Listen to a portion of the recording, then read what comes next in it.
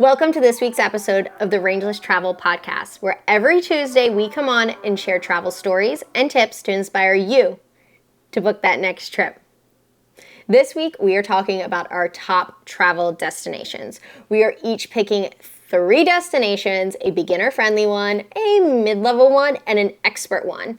We're judging these based on budget, tourism-friendly, easiness of transportation, like how easy it is to get from one spot to the next. And safety. And safety. That's our number one thing. And safety. Remember, all of this is just our opinion, so use your own discretion when deciding which places are the best for you to go. Let's jump into our picks. My beginner travel destination is Vietnam. I agree with that. Yeah. Mm-hmm. So budget-wise, it's the most affordable place that we've ever gone.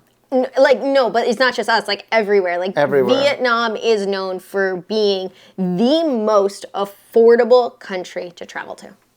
Yeah. It is. You can get so far on so little. It's... A meal is you can easily find a meal for the equivalent of a US dollar. Yes. Accommodations, you can also easily find accommodations for as low as $3. Yeah, there's actually a hotel that's $1 for a night. Yeah. So budget friendly, absolutely. Yeah. Super budget friendly. Mm-hmm. Even the excursions and stuff, you can do the famous Halong Bay cruises for $20 a night. That's really good. Yeah, you can do a lot on a small budget. So I absolutely think budget wise, Vietnam. Mm-hmm.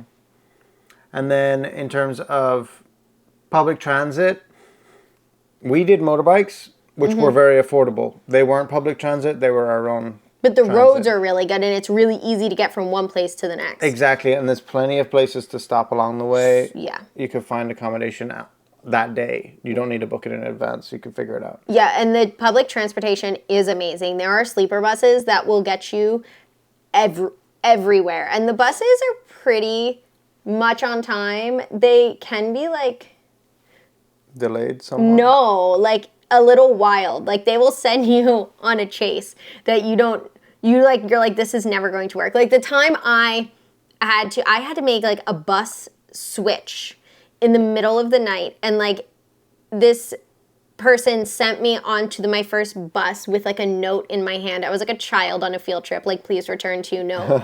And the person who helped me book all of this was just show it to your bus driver when you get on the bus. And it's written in Vietnamese, so I don't even know what it says. And so I show it to him, and he just nods his head yes, and signals for me to sit in the front of the bus. So I'm okay, I do that anyway, just because you can ask the bus driver if you're getting off at the right stop or not. So I'm on the bus, and then I get woken up in the middle of the night, and he's pulling me off the bus. They already have my bag off the bus. This man takes my hand. Just puts out my hand and takes it, and is running me across 4 lanes of oncoming traffic in the dark, throws my bag over this median, throws me over this median. He scurries over this median fence, it is a fence, and then runs me. There's just another bus stopped on the other side of the road that they flagged down while driving, apparently, and I just get put on that bus, and I show that bus driver my note. But you got where you needed to go. But I got where I needed to go. And apparently, I'm not the only one that has experienced this. I have talked to other backpackers who have very similar stories to this. And I was okay, I thought I was unique. The public transportation system is not always how you expect it's going to go in Vietnam, but it goes. You get there. Yeah. It's pretty good. Mm-hmm. Yeah. And there's a train that runs the whole length of the country too. And there's trains, yeah. And there's ferries too for certain bits. We took a ferry. We did take a ferry across the river. Across the river to bypass a highway. Yeah. Into Ho Chi Minh City. So and that was affordable too. It was 50 cents a person. Yeah, it was good. Something like that to get on the ferry with the motorbike. Yeah. Yeah. Transportation's good in Vietnam. Tourism friendly. Vietnam is very tourism friendly. It's completely set up for tourism. I think it's probably a large part of their GDP. It's a huge piece of their economy. And there's accommodations nearly everywhere. We only had like one time we had a hard time finding an accommodation, and there was like a stretch, and it's like we were out in the middle of nowhere. We were in the sticks. Like nowhere. But most of the time, even when you're in nowhere, there's still like lots of accommodations because it is so heavily traveled. Yeah. It's very heavily traveled. So it's really tourism friendly. Most people have like some sort of understanding of English. And even if they don't, like, they really want to, like, they're willing to help you. Yeah. Just, like, try Vietnamese the best you can. And it's a hard language. It's a hard language, but try the best you can. And they're going to try English the best you can. Yeah, and it's going to be fine. Google Translate on your phone and talk into it, and they'll talk into it, and it'll do it. Yeah, Google Translate is, they'll ask you to pull out your phone because so many people travel there. They're like, Google. Yeah. And like SIM cards when you go there are really affordable. So you can get a SIM card for your phone and then you have data for everywhere. The month for like $5. Yeah, so it makes it a lot easier because then you have maps, you have Google Translate. Right. You can also download the language onto your Google Translate so then you can use it offline. Mm-hmm. Yeah. Pro tip. The other, last item is safety. Vietnam is very, very safe. Mm-hmm. There's like very little crime, very little there's no violent crime really, or anything that would make you unsafe. The most dangerous thing in Vietnam is the roads and the traffic. Yeah. And not knowing how to navigate the roads.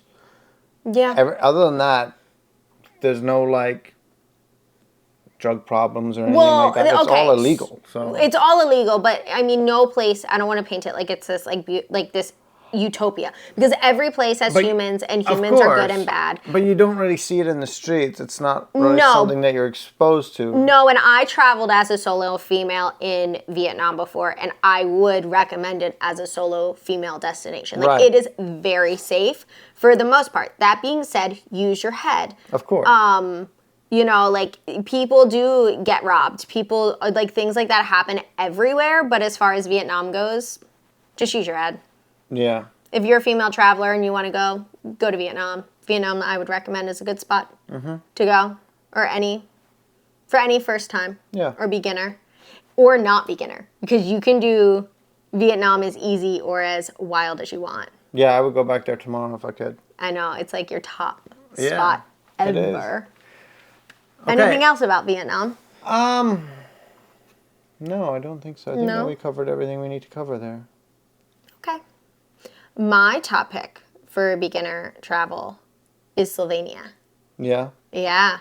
I went last November. Yeah, last November, the end of November, which is the off season. It was beautiful. Like, the landscape is beautiful. The cities are incredible and modern. And overall, the culture was just really nice. The food was really good. Budget-wise, because you're in Eastern Europe. So for people that don't know where Slovenia is, because I didn't know where it was before I went, to be completely honest. And I like to think I'm pretty good at geography. So Italy is here. Slovenia is right here at the top, east of it, right at the east corner. Northeast, yeah. Northeast of Italy. So it's getting into that Eastern European area, budget-wise. More affordable than Western Europe. Yeah, much more affordable than Western Europe. Wine is €2, which everywhere wine is affordable. The food's really affordable. The accommodations are really affordable. I think I stayed in a women's only dorm for €8 a night. Right in the middle of everywhere I want it to be. Right. For €8 a night. That's good. Paris could never. No. Could never. London could never. Germany could never. Slovenia, they can. So budget-wise, it was really good. A meal was, about €5. You can get a nice meal. I always go to the grocery store, so I was going to the Lidl, and I was getting these pre-made salads for €1.20. Okay. And a big piece of bread. So I was eating meals from the grocery store for €2-3. And I was very, very happy with it. What was the transport like there? Transport was easy. It was mostly buses. And extensively travel through Slovenia. I just went to a couple of spots there, and everywhere I went, the buses were good. Like, it was very easy to figure out what bus to go on, and it was really tourism friendly. Like, I think it's like there were tourists there, and I was there in the off season. It's definitely slept on. Yeah, But I think so. It's slept on. Like, not enough people are going there. I think more people should go. Everyone should go. It's a beautiful country. The people are incredible and beautiful as well. But it's set up for tourism. Like, the buses are easy to use.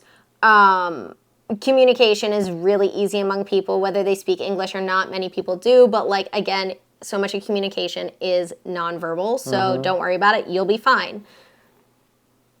A lot of accommodations everywhere. The accommodations are affordable and beautiful. Airbnb is there, so there are like full apartments everywhere. Or I like booking.com. Booking.com works, and I used booking.com to book hostels when I was there. Yeah. And really affordable and really easy to find. Tourism, easy there. Safety-wise, I didn't feel uncomfortable, not even once. I mean, I was in a really nice part, but like I walked around the streets at night. I mean, like I wasn't just like out in night in the alleys by myself, because like I'm not going to do that anywhere if I can avoid it. But like I like very comfortably, like it was dark and I was very comfortable to like have dinner and then like walk around in the streets and like walk around to the night market and then like walk back to my accommodation, and I didn't feel unsafe. I didn't feel uncomfortable. It felt like a really safe place to be overall. But again, just like everyone else, use your head. Yeah, of course. Use your head. No matter where you are in the world, there's always something. So beginner friendly, if you're trying to book a trip, we're saying go to Vietnam and Slovenia. Should be on the radar of places for you to look into. For sure. Okay, so like mid-level, getting a little bit more difficult for travel. But still easy. Like it's still easy. For me is Japan. Yeah. And mainly that's due to the cost. So budgeting in Japan is very difficult. Yeah. It is expensive. You're looking at like 40 to 60 in the budget range per night for a place to stay. Yeah, you can get it, depending on the city you go to, you can get it like a little bit more affordable, a little bit more expensive. But as far as budget goes, like, yeah, your accommodation is going to be more money than many of the places around Japan. So, I mean, I think the most affordable accommodation I found for us ended up coming out to like €35 a night for both of us. Yeah. $35. For both of us. For both of us, yeah, not euro. Right. Yeah, US dollars for both of us. Which was the cheapest. That was the cheapest one we found the whole time. Yeah, that was the cheapest. Right, and I think that might have been a special deal because they might have just opened. It might have been a special opening deal, yeah. Yeah, I think so. Yeah, budget. But the transport there is affordable unless you're going on Shinkansen, which is expensive. It does add up. But local transport is super affordable. Super affordable. The subways and the buses and all that is really affordable within each city. Everywhere. And you can get, they're very extensive. It is the best public transit system in the world. Yeah. Without anyone else even coming close to comparing to that. Yeah, but Shinkansen is expensive. They just upped the price, or they're about to just up the price for a Japan Rail Pass. So, like, you can get it up for up to 3 weeks, and they're like up. Oh, like the JR Pass? The JR Pass, they're bringing it up by 70%. So it's like, it doesn't even make it worth it anymore to get that. We didn't get it when we were there because we were going to. Well, the weird thing about it is, as far as advanced as Japan is, some things are just strange, and they mail it to your house before you go, and you have to do it like a month in advance. And we were on the road, so we didn't know where to mail it to. Yeah. We didn't know where we were going to be, so we couldn't do it. And we were there for longer than 3 weeks anyway, so it didn't really pay for us. It didn't pay for us to do it, and like we priced it out, and like we didn't spend enough on trains where it would have been. No, I think the idea is if you're there for like a week and you're planning on doing like Tokyo, Kyoto, Osaka, Hiroshima. Yeah. and go back and then fly back out of Tokyo again, then it pays for itself. But we went a little bit slower. We went a lot slower, and we only went in one direction only. We didn't come back or anything like that. Yeah, so it wasn't worth it for us. No. It's definitely tourism friendly, though. Yeah, but then for like meals, the price of meals, I think anywhere between like the low end was like $7. I was gonna say like $8 was on the low end. 7 or 8 was on the low end, and it goes to the sky. And then and then you could go as fancy like as you we feel. try and eat on a budget, but it's. And even when you go, like we go to like 7-Eleven and then Family Mart. It adds up. It adds up. Like you're like, oh, we'll just get a few snacks, and then it adds up, and you're like, why did we just do that? It's the same price as if meal. we just went and got a meal at a little stand. So or I whatever. stopped letting Ryan come with me to Family Mart because he had no self control and he would overbuy snacks. So I love that fried chicken. It is tourism friendly. But yes, it is tourism friendly. It is definitely very, very tourism friendly. And they have all sorts of passes and things like that for different regions where you can get like a tourism pass, and then you get like, you just show them that pass.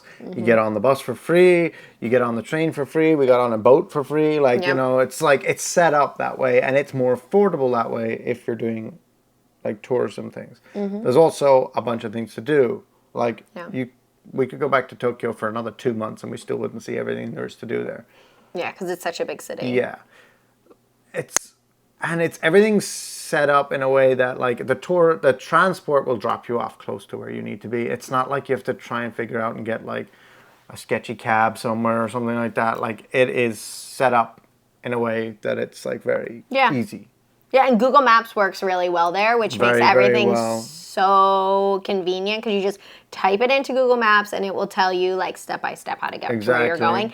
And then because the service is also like really strong there, you can look at your phone and it will like show you where you are, where sometimes other places where the signal's not as strong, it's not like giving you those live updates, so you're just trying to like follow the map. Yeah. Which is doable, but it makes it really everything easy. runs on time in Japan, like to the second. Like if the train says it's leaving at like 15:07, it's going to leave at 15:07. If it's not there and you're there at 15:08, it's because it left. Or like, you know. Most of the time, 9 out of 10 times, it's because more than 9 out of 10 times. It's so accurate that they will send everyone a letter if they're late by a minute to work. Yeah. To work, the train company will give them a letter apologizing to their boss. Like it's that accurate. Yeah. As far as that, you can time everything to a T, and if you have to get multiple trains, it's very easy to figure out how long it's going to take. Whereas in other countries, sometimes if you miss a connection on a bus, you could be waiting for hours or days. Yeah, like, or sometimes they just don't come at all. So you're expecting a bus to show up and like... And you're there 30 minutes early and it's not there. And the bus never comes. Yeah. Yeah, and then... Safety. Japan is very, very safe. It's one of the safest countries in the world. There's very low crime rates. There's no, like, pickpockets, really, that we heard of or have experienced. I don't really hear of any other travelers complaining about those kind of things either. As a woman... alone, it's safe. I have heard of a lot of instances where people have issues with like creepy men, but that happens everywhere in the world. Everywhere. And Japan puts safeguards in place to protect women from being a victim of anything like that. So there are like women only train cars. So if you're traveling by yourself as a woman and maybe it's late, or maybe you just don't want to even put yourself in a realm of having to deal with any of that. Right. You can go into the woman-only train car. Also, all the Japanese phone make a sound when they go to take a photo or a video. Right. So, you know if anyone's trying to, like, if you're in, like, a skirt or something and someone's trying to do something weird. Yeah, and someone's trying to do something weird, like, you know because it makes the sound. So there's things in play to help protect women from anything like that happening, which makes it inherently more safe. A lot safer, yeah. And you don't really hear of any like violent. No, and I've never been victim to any of that. I've never seen any of that. It's just I've heard women who have happen. Yes. Yeah. But again, that's everywhere. So everywhere, use your brain. Listen to your gut. Yeah, so where's your mid-level? My mid-level is Malaysian Borneo. Yeah, we loved it, but there was definitely a little bit more planning that would have to go on to make sure everything ran a little bit more smoothly for our travel. That's the only reason I feel like it's a mid-level, is just the pre-planning of doing it all. Budget-wise, it was affordable. Also accommodations weren't terribly cheap. No, the accommodations were also like mid, but that's coming from people who do this on like a super budget. So someone else is going to like go in and they're going to be like $30 a night. That's nothing. And like we paid $30 a night to be on like the river, like in the jungle and we had a nature reserve. In a nature we were reserve. out on a boat every morning, like on the river. Yeah. So budget, it was. Okay, so we rented a car. Yes. That was affordable. And we did a self-guided road trip around Malaysian Borneo. For like 2 weeks. And it was incredible. We saw amazing things. So many orangutans, like jungles, like we've never seen. And I think we rented the cheapest car we could find, and it was about $200 for the 2 weeks. For 2 weeks. Yeah. So it was like $100 US a week for this rental car. The fuel was very affordable as well. The fuel was very affordable. So we were able to, and the roads were mostly good. There were like sections. It was surprisingly easy to get around. Like when I thought I was going to Borneo, I was like, we're going to be up dirt tracks. Yeah. And like, we're going to need a Jeep or a 4x4 or something. But no, it's paved Malaysian roads. Borneo was paved roads. They were good for the most part. There were like some sections of roads that had potholes, but like we drive around in the US, so like it's nothing we weren't used to. Yeah. And and food was affordable.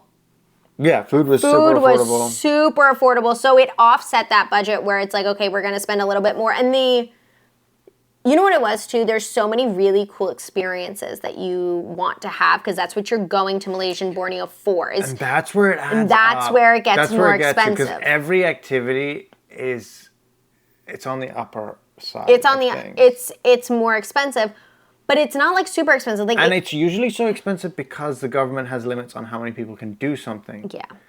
That's why, because they're trying to be sustainable. Now, when we say it's more expensive, it adds up because you want to have all these experiences because that's what you're going to Malaysian Borneo for. Right. You're going there to get into the jungle. You're going there to see orangutans. You're going there to experience sun bears. Exactly. You're going there to do these things. And people that are going to Malaysian Borneo, it's probably like a once-in-a-lifetime thing. You're not going to go to Malaysian Borneo every summer. No. Like, I'd love to, but like it's just not realistic for most people.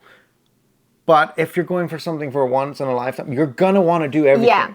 So that's like, the thing. So it's like we went to see like the Rafflesia flower. Right. Like that cost like $8 a piece or something like that. I thought it was like 20. Oh, maybe it was $20 a piece. Yeah, it was like $20 a piece. It was $20 a piece because we were like, maybe we won't do it. Because it was like $8 to go in, and then you had to have a guide, and the guide was another $10, so it was $18, I think. Yeah. So it was like $20 US to go in. But we saw Rafflesia, and they only bloom in these, like, there and Sumatra, and that's pretty much it in the world, and the biggest flower in the world. Yeah, so, like, you pay the money to go and see it. And, like, on its own, you're like, oh, if that was our excursion, it wouldn't have been that much. But then it's like, okay, now we need to go see the orangutans. And, like, you go there to see the orangutans. We have to do the river cruise. We have to do all these things. Yeah. So, individually, these experiences aren't that much money, but everything adds up. But you go there to do it, so you pay the money, and that's what you're in Malaysian Borneo and like for. hiking into the jungle and camping in the jungle, like that's another thing that like it adds up. But you do it because you're in Malaysian Borneo. Exactly. Yeah, it's set up for tourism. Yes, it is. They give you there's brochures on everything where everything is. Mm-hmm. Every like hotel and homestay and things like that has them. Yeah. Like it was a surprising amount of infrastructure there. Yeah, when we got there. Yeah, we got to. We flew into Kota Kinabalu. Yes, we did, and we were like, "Wow." We're in Borneo.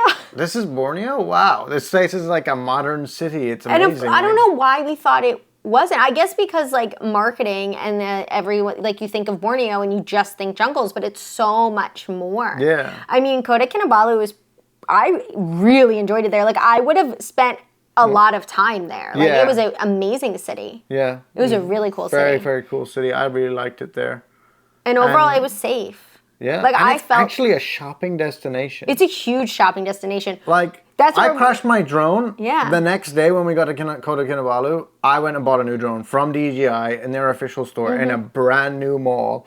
There's like 4 or 5 malls in this it's all new, compact city. All new infrastructure. Yeah. Like, they're building it up. They're like, hey, people, come, because we're more than just the jungle and palm oil plantations. But it was only like Kota Kinabalu that was built up. Yes, everything in that part else. Of Borneo. Yeah, like everywhere else that we went to. And we just did like the northeastern piece so we could really dive in deeper. Sabah was the region that we we were in Sabah.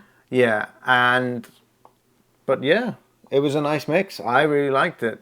Like, we actually stayed an extra couple of days in Kota Kinabalu because we liked it so much. We loved it. Yeah. And safety-wise... Yeah, I don't think there was too many problems. I wouldn't suggest like a woman going out late at night by themselves. No, but I don't really suggest that anywhere. No. And I would say for a female traveler, do keep in mind it is a mostly Muslim country. So make sure to dress accordingly. So you're gonna, like, it's hot there too. So you're gonna wanna like cover any cleavage. So you're gonna wanna wear like more high neck shirts and then like think like linen and like flowy. Right. So you're just gonna want to cover up a little bit. So like I wore my linen pants like every day, and then I wore like a silk button up that was just like super breathable and like flowy, and like I was fine. Yeah, and you don't have to wear a head covering there. No, you don't have to wear a head covering. Only if you're going into a mosque. Only if you're going into a mosque. The rest of the time you can. Not everyone covers their hair. No. You know, it's not like a law. You don't have to. It's optional. Yeah, so if you feel more comfortable covering your hair while you're there, go for it. If you don't, then you're fine. But if you go into a place where they're asking you to cover your head, just be respectful. Of course. And that's in any cover country. your hair. But overall, I think it was fine. I don't know how the public transport is, though, because we didn't take it. We didn't take it. But I heard that it's not. Fantastic. Yeah, just from overhearing some other backpackers. Yeah. Like, typically there's a bus that gets you from Kota Kinabalu over to Sandakan, I think it is. If you're planning on going solo, I would say go to another destination first, make some friends, and get some friends to come with you, and then go in on renting a car. Right. That's what I would suggest. If you don't have anyone to go with, don't not go, because you can't find someone to go.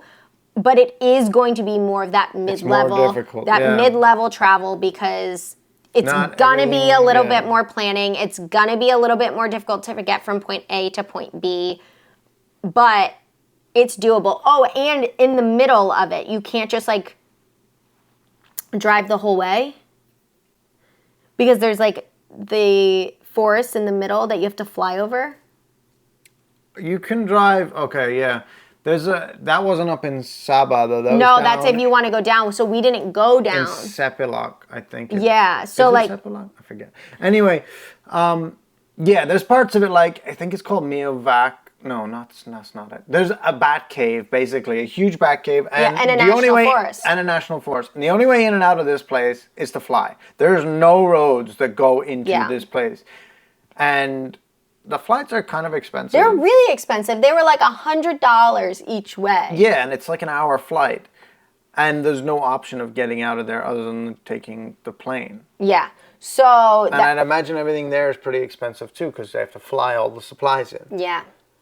But we didn't go there. Yeah, we didn't go there. So we bypassed it. So we did it on like a more budget-friendly way to do it. But like if you have a bigger budget... We wanted to go there. We just didn't have the time or the money. Yeah. So it's definitely like a mid-level travel, because it takes a little bit more of a budget, a little bit more planning. The transportation isn't as easy to follow and as like... It's not going to be laid out for you. It's not going to be laid out for you. You have to want to go, and you have to put in time into planning. Right.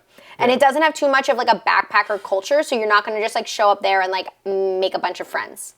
No. So, Yeah. That's why it's mid-level. Mm-hmm. And our expert travel location. My expert travel location It is a little bit of a hot take. People might not agree with this one, but I think most people would agree with this. my expert location is the USA. Yeah, I would 100% agree with that. Based on that you're not going to a set destination. If you're going to New York for a week or 2 weeks, if you're going to Chicago, if you're going to LA, if you're going to like San Francisco. If you're going to Disney World. Disney World, like Miami. If you're going to one spot, it's pretty easy. Yeah. It's not too difficult. It's going to be expensive though. And budget is like one of the main things too, is like it's going to be very expensive. Food is very expensive here. Even if you're going grocery shopping, it's pretty expensive. It's more expensive than Europe. Yes. And food is, what else was I going to say? Accommodation. Accommodation is, it's way overpriced here. Yeah. You're thinking like... Airbnbs are crazy prices. I'm thinking like the most affordable accommodations are something like a La Quinta, which is like a motel situation. Yeah, it's like a Holiday Inn or Quality Hotel or something like that. Yeah, you're not getting, if you can find one for $50 a night, you're doing scored. Good. You scored a good deal. Even motels are like and there's 50.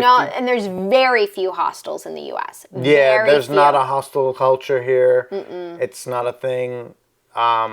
Most people from the U.S. are afraid to stay in hostels. You're probably not going to make any friends traveling here. I don't know. Unless you come with them already.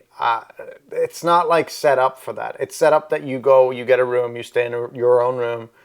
You're not really commingling with anyone in a hostel because there is no hostel. There are some hostels. We stayed in one. There's a couple, but it's not widespread. No, it's the hostels aren't There'll widespread. Be a smattering them between there'll be a few in New York. There'll be a few in. Some in New Orleans. I think there's one in New Orleans. We stayed in one in San Francisco. We stayed in one in San lovely. Yeah. But for the most part, it's not set up for that. Yeah, there's no hostel culture. Right. And then transport is the other thing. So if you're flying to a destination and you're going to there, usually those are set up pretty well with public transit. Depending on where you are. The U.S. is set up for cars. Exactly. So if you're going to multiple destinations, you need a car. And they're not cheap here. They're very expensive to rent. And you have to be able to drive. You have to drive a car. For some people, it's on the other side of the road. Some people, it's not. It's on automatic, so that makes it easier. But they're expensive, and then you have to find a place to park them. Yeah, if you're not, then you can do like Uber and things like that, but that's expensive too. Uber is gone crazy with the prices. So transport, there's not public transit in the US is severely lacking for the most part in terms of intercity links. Trying to get a train from New York to Chicago is a waste of time. Yeah. It's going to cost you so much money. And it's going to take you forever. And flights are so much money, so it's not even you can just hop on flights. In Europe, you can get those you can get flights for just a couple euros. Those do not exist in the U.S. But if you're looking to go out and see the national parks and get out west and explore America, that you see in all the postcards and TV and all that, the beautiful landscapes, you need a car. Yeah, that's the thing, and then that's expensive. Yeah. And it's, as far as driving wise, the interstates are pretty well set up. But it's long distances. You're going to be driving 8, 9, 10 hours a day. It's a lot of driving. And yeah. Yeah. Would you say it's tourism friendly? I'd say the hotspots are tourism friendly. Yeah. They're set up for tourism friendly. But they're going to extract all the money from you. Yeah. They're set up to gouge you on prices for good tourism stuff. Yeah, because in the U.S., people in the U.S. travel to U.S. Yeah. So it's priced for that. Yeah. Everything is expensive here. Everything. And then I would say it's tourism friendly. Yeah, but okay, now safety. Safety is probably why this is bumped into expert category. Because America is overall a pretty risky place when you think about it.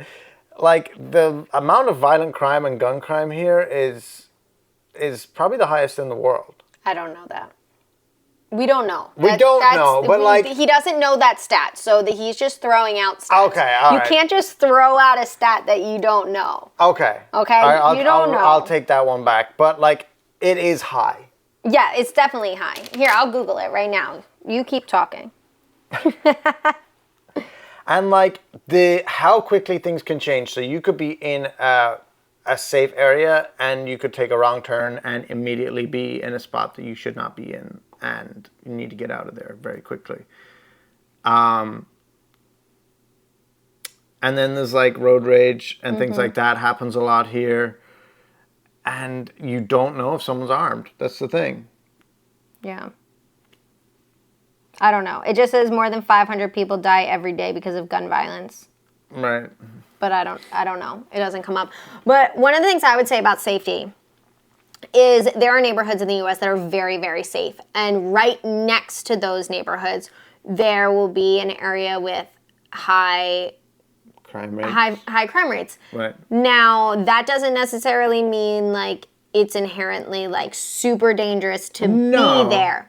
But if you don't know the areas in which you're going, you don't know your different neighborhoods, you can very, very quickly go from staying in an area that's, oh, this is like beautiful and this is really nice, to I have to make sure that I'm home back at my accommodation before it gets dark. Yeah. So I know recently when we were in San Fran, I was looking for accommodations, and San Francisco is one of those areas that has like really high socioeconomic like discrepancies between the people that live there. So you have really high homelessness, and then it's also one of the most expensive places to live.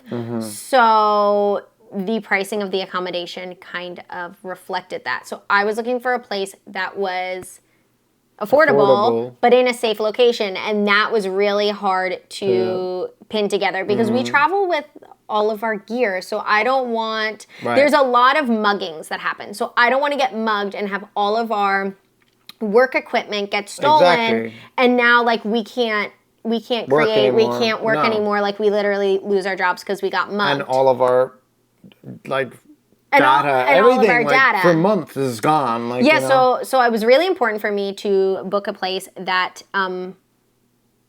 was less of a chance of getting robbed.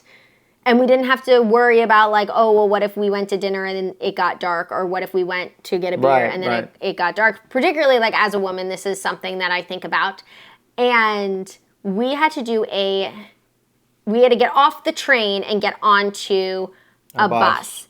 And the station we had to get off, I knew was a more hard neighborhood. Right. And that area is where I was originally like looking for accommodations because they were so cheap. Well, I wasn't looking for an accommodation there. Let me change that. I was looking for cheap accommodations, and that was the area that kept coming up. And I was like, we can't stay there because like I don't want our room getting broken into. Right. So we ended up staying by the wharf at like a really nice hostel. Yeah. In like a 20-person dorm room, and it was fine. Yeah. We loved it. It's probably one of my favorite hostels I've ever stayed at, like anywhere, and I'm a hostel queen. And I would just say in the U.S., that instance is not, what's the word I'm looking for? That's not like a special thing. No, that like, I encountered.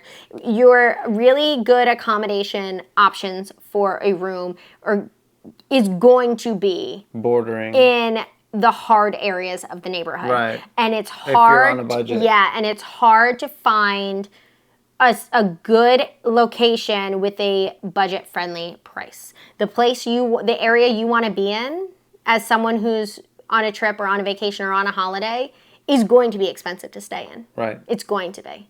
There's like no way to get around it. Yeah.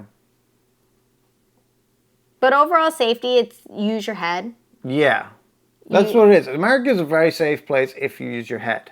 It can be. It can be. But there's always things that happen. So, I mean, just use your head. It's an expert spot. If this is your first time ever going on a trip somewhere and you're not coming to the U.S. to visit someone, or you're gonna go by yourself somewhere and you haven't extensively traveled, There's other destinations that you can go to that you're going to have an easier, more enjoyable time that will be less stressful. Right. And will be more cost effective. Yeah. Go somewhere else. Go somewhere else. Like, silly things like if you get on a subway car in New York City and you're the only one on the subway car. There's a reason. Get off it. Yeah. Get on the next one with the people in it. There's a reason why that one's empty, and you're going to find out if you stay on there. Yes. And you don't want to find that out. So, USA, expert. If you are an expert traveler, come on. Yeah. But if it is your first trip, yeah. Yeah. My expert place, Sumatra. Sumatra, yeah. Sumatra is one of the islands in Indonesia. Indonesia has a bunch of islands. So Sumatra is just one of them, and it is the biggest one. The biggest one. And parts of it is pretty remote. Budget-wise, it's affordable to get to. You can take a ferry to Sumatra from Singapore. Yeah. Like, it's affordable to get to. The food is affordable. The accommodations were affordable, but they were a little bit higher than other places in Indonesia. Right. A little bit higher than other places in Indonesia, but affordable overall.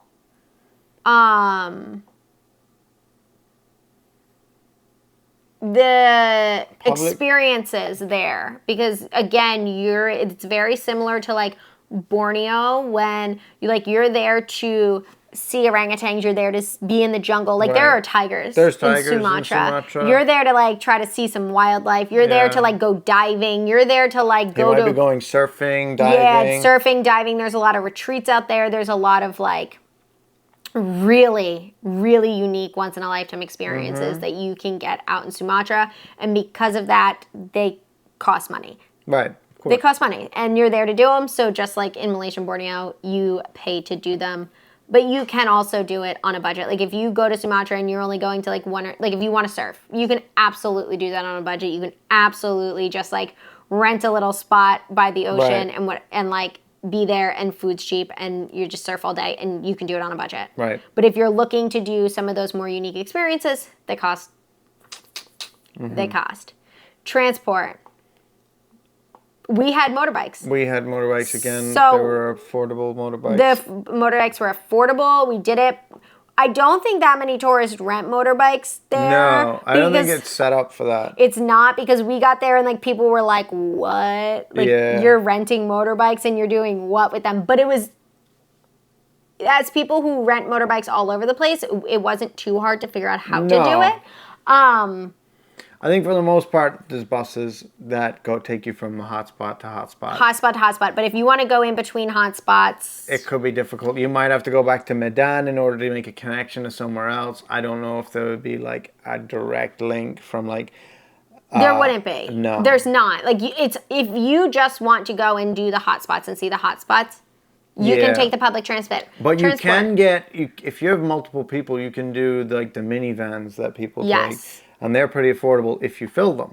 If you fill them. If you don't fill them. And they'll just drive you to wherever you want to go, and they'll bring you there. Yeah, you can do that. But, like, again, it's like, it's a lot of planning going into this. It's a lot of, like, different variables that are going in. There's not really too much of a hostel culture there. No. So. It's more of like an eco-retreat culture there. Yeah. It's like people that are there for the nature. They're there for like to see like the environment. So if you do like and you have to do the organized tours, because you can't just take out into the jungle by yourself. Can't. You need to bring a guide. So you might make friends with people like in your group if you're going solo or you're a backpacker looking to meet people, but there's not too much of just like a hostel culture where you're just going to like organically meet people in your hostel and then like do these things together. So if you're going to go by yourself, you need to be comfortable with going by yourself. Yeah. Or again, you don't plan that as your first spot, and then you make friends at another place and you go, who wants to go to Sumatra? And like do that with some people. Right. But it's just going to be a little bit, there's not that culture there, so you're going to have to make it yourself. It's not, I mean, it is tourism friendly, but it's not. Like, when you're just like out in Sumatra. Like if you're just on the island of Sumatra and you're not in a hot spot, there is nothing set up No. for you there to make you more comfy or more like at home, which I love. Yeah. Because like I'm there because I want to experience the culture of someone else. If Right. I wanted to experience the culture that I'm used to, I will just stay here, you know? So I love it because I want to experience the culture of somewhere else, but inherently it makes it more difficult to go to. Right. Because it's not set up for me to be there, which it shouldn't be. No. I'm a visitor. They live there. Whoever lives in a place, it should be set up for the people that live there. My Right. opinion. I don't know if that's controversial or not, but it should be set up for the people that live there, not the people coming to visit. But it's not set up for tourism. If you are going to a very specific location to do a very specific thing, it's going to be set up, but it's more like eco retreats. Like if you're going to a surf retreat, at that surf retreat, it is going to be set up for you because it's going to be set up for tourists because it is made for tourists. If you are going to do the hike into the jungle to see the orangutans and the birds and all the other wildlife, Right, it's set up. There's a bunch of tourist companies that will take you on tours, and accommodation will usually provide the tours contacts or whatever. They might even run it themselves. It's in those pockets. It's very, very set up. yeah. Outside those pockets, there's Not nothing set at up for all. you. So No. Like, we stopped in one place on the way to like from Medan to the jungle. I forget the name of that town, but we stopped in a place and immediately we were like, we shouldn't be here. Like, it was sketchy. yes, and we had people warning us. Yeah, they were like, be careful, people will steal your phones. Yeah. This was a local that was telling Yeah. us this. Is like, don't have your phones out, don't have this, don't have this. They'll, like, someone will steal it. Mm-hmm. And I don't know how true that was, but it definitely fell off even before we were warned. Yeah, So, yeah. So safety-wise, Safety-wise, there's pockets of There's areas pockets of that areas. you need to be on high alert. That's what it is. Especially like, and then like up in the north, they had problems before with like Westerners that they had like a lot of violent issues with the locals. yeah. And as like a woman, Exactly. I would say if you want to go to Sumatra, like I've been to Sumatra, I loved it. I would go again. Would you go by yourself again?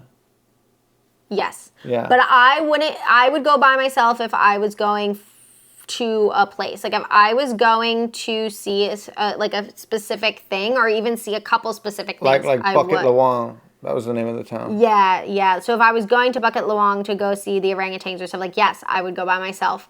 But I would like plan the tour. Yeah.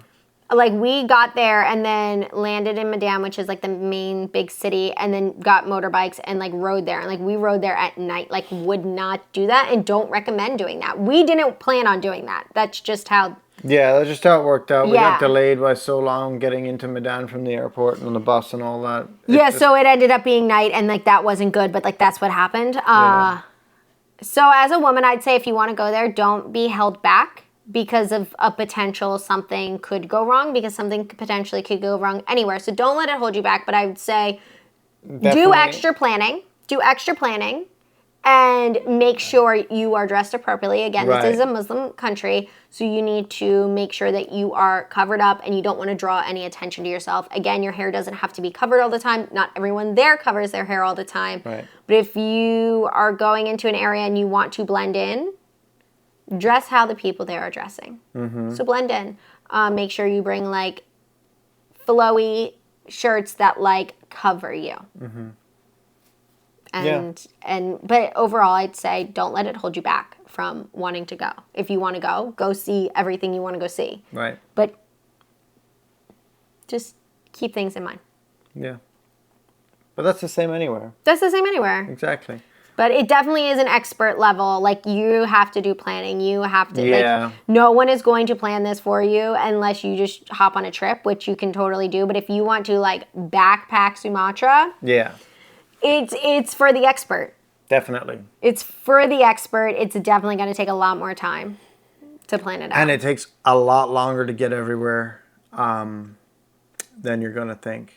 Like, which is everywhere. it's just everywhere. But, like, it double your times that you think. Like if Google Maps says one thing, double it, because you are going to get there very, very late. I'm telling you right now. Yes, you are.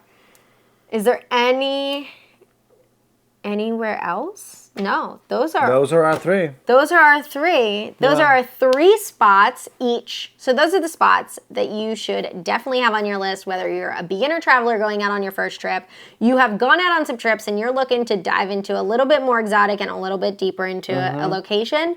And if you're an expert and you feel like you have been everywhere, seen everything.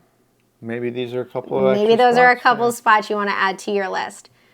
So thanks for joining us, and we will see you next week. Bye.